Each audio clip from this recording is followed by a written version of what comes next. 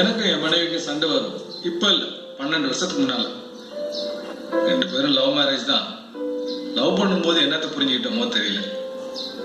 சோபிக்கு நல்ல விவரம் தெரிஞ்ச வயசு. நாங்க சண்டை போடும் போதெல்லாம் வேண்டாமா வேண்டாம்பா அப்படி அழுவா. நாங்க கேட்ட பாடல. ஒரு கட்டத்துல நாங்க சண்டை போடும்போது யாருக்கிட்டையும் பேசாம கோச்சிக்கிட்டு சாப்பிடாம தன்னை வர்த்திக்க ஆரம்பிச்சா. தாளாமலே எங்களை அழ வச்சா. என்ன வழி? யாராவது ஒருத்தர் விட்டு கொடுத்தாதான் குடும்பம் நடத்த முடியுங்கிற நிலைமை. என் மகளுக்காக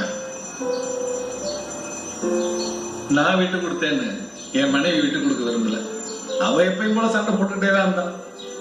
எல்லாத்தையும் ஜீரணிக்க பழகிட்டேன்.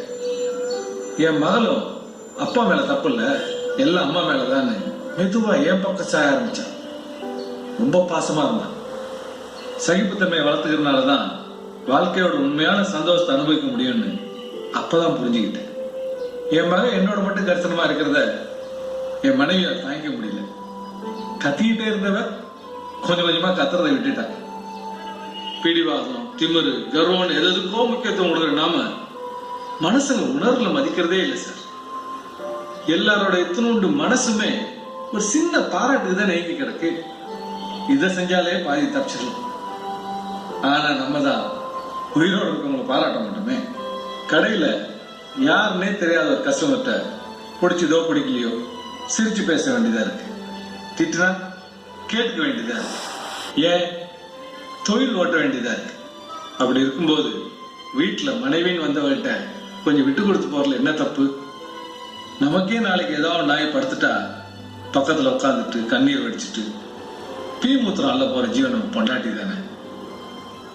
இதெல்லாம் யோசிச்சுதான் நான் என்னையே மாத்திக்கிட்டேன் சார்.